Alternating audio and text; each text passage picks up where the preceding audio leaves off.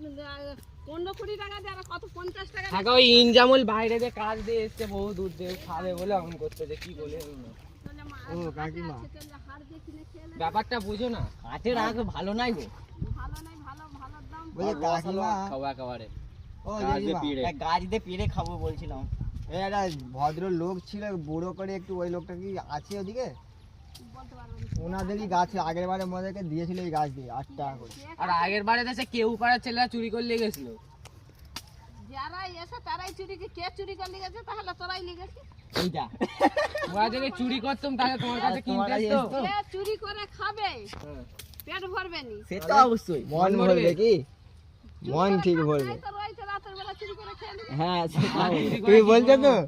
হ্যাঁ? তুমি বলছো তো তাহলে পারমিশন?